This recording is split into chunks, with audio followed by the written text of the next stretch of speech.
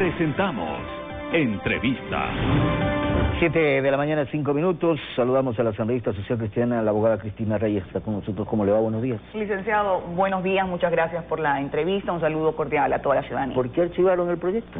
Porque era lo necesario y lo justo de hacer en vista de la voracidad del gobierno de querer implementar un proyecto que su único interés era implementar más y más impuestos a una economía en recesión. Era una catarata interminable de impuestos. Se nos acaba el programa describiéndolas, pero eran, imagínese usted, reformas a 22 cuerpos legales. Esto incluía desde impuestos a los bienes inmuebles de los ciudadanos, a las ventas, que al final se iba a trasladar al consumidor, ¿no?, de productos y servicios, es decir, los consumidores, al impuesto a la circulación, mejor dicho, un impuesto a la circulación a vehículos. No habíamos eliminado el impuesto verde para implementar otro impuesto. En fin, servicios digitales, de cervecería, una catarata de impuestos que no podíamos aceptar. ¿Pero y qué hacemos con lo positivo que tenía el proyecto? Porque no va a decir que no había nada positivo. Habían cosas positivas, muy pocas en vista de la gravedad del proyecto: el anticipo del impuesto a la renta, la remisión a estudiantes.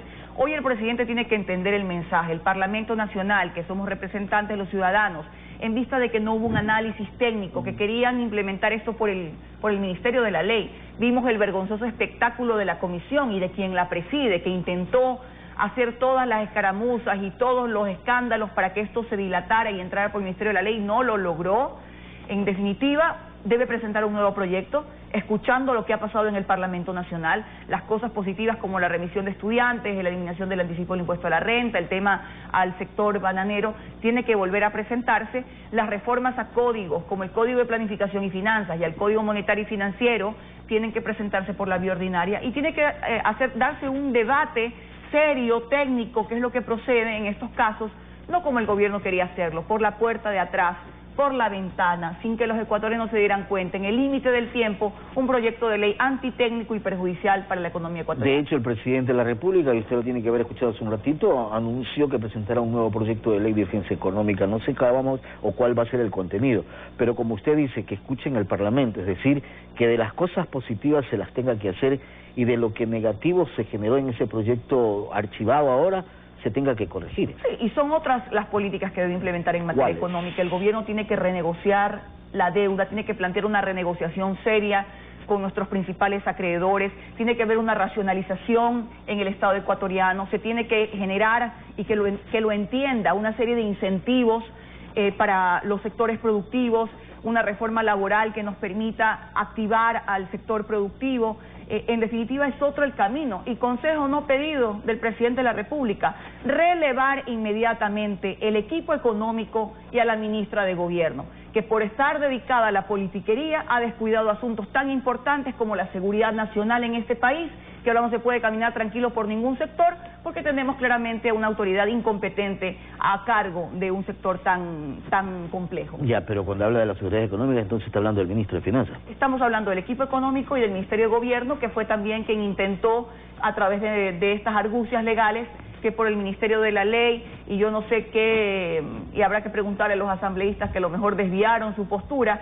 qué les ofrecieron para que cambiaran una clara postura que el Parlamento Nacional tuvo, en la que confluimos varios bloques legislativos, muchos bloques legislativos, para impedir que entre por el Ministerio de la Ley esta catarata de impuestos nocivas y perjudiciales para los ecuatorianos. Posición muy clara del Partido Social Cristiano con agrupaciones políticas que jamás se hubieran pensado que iban a estar juntos para votar en este tema, ¿o qué? Mire, licenciado, más allá de que ciertamente existen diferencias muy profundas, que a lo mejor no van a cambiar nunca con algunas organizaciones políticas, ahora hubo una confluencia, y el objetivo era claro: impedir que pase por el Ministerio de la Ley, sino que haya una contundente declaración de parte de la Asamblea Nacional para rechazar esta catarata de impuestos, y eso fue lo que ocurrió.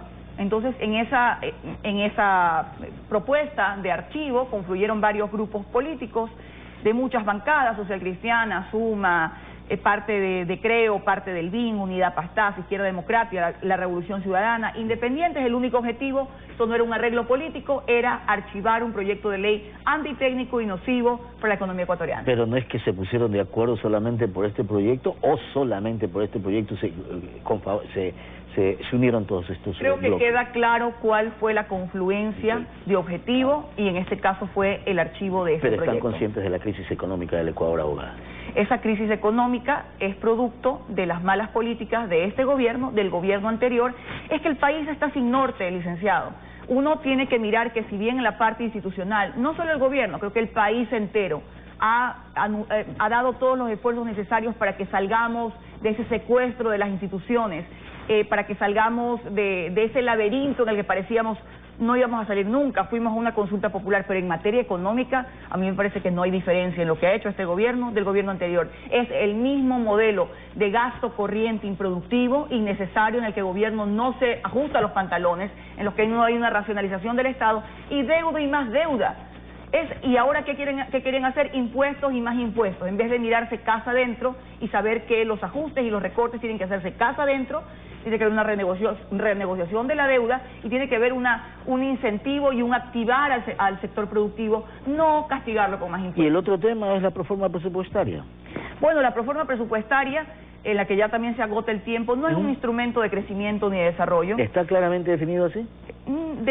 Eso dice el gobierno, como bautizaron esta ley de crecimiento económico. ¿Qué de crecimiento va a tener 800 millones de dólares? Quitarles del bolsillo a los sectores productivos, a los sectores más pobres del país, a la clase media ecuatoriana. ¿Qué de crecimiento va a tener? Entonces esas son argucias que utiliza el gobierno como para un poco desviar la atención del real propósito. La proforma presupuestaria, varias preocupaciones. ¿Cuál? Entre ellas, primero, que hay una disminución de ingresos, de recursos a los municipios, las prefecturas, las universidades.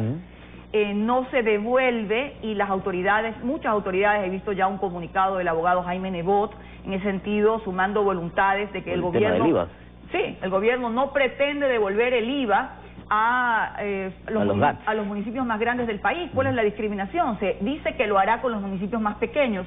¿Y dónde queda Guayaquil, Quito, Puerto Viejo, Santo Domingo y otras ciudades del país que también necesitan esos recursos para implementarlos en obras y servicios de sus respectivos pueblos? Por otro lado, nos preocupa, y llamaremos, es que el gobierno ya no releva a este equipo económico, pero a las autoridades económicas, que hablan de monetización de los activos. Increíble. ¿Qué clase de licitación se ha hecho? ¿Cuáles son las valoraciones que se han hecho? ¿Dónde están los estados contables? Es que no hay. Que no hay. No hay, de una telefónica, no hay. de un banco y de una empresa hidroeléctrica, que sí generan recursos, que yo considero que no deberían estar en manos del Estado, lo considero, pero no puede el gobierno salir al apuro por el intento de tener dinero líquido, fresco, para comérselo probablemente en gasto corriente, tratar de liberar activos muy importantes para el Estado. Aquí tiene que haber un proceso transparente, y es lo que estamos solicitando. No le corresponde a este gobierno hacerlo, le corresponde al siguiente, y nosotros creeríamos realmente que se tiene que concesionar la administración de estos activos. Abogada, quiero agradecerle por haber estado con nosotros esta mañana. Que tenga buen día. Gracias a la asambleísta social cristiana Cristina Reyes. A propósito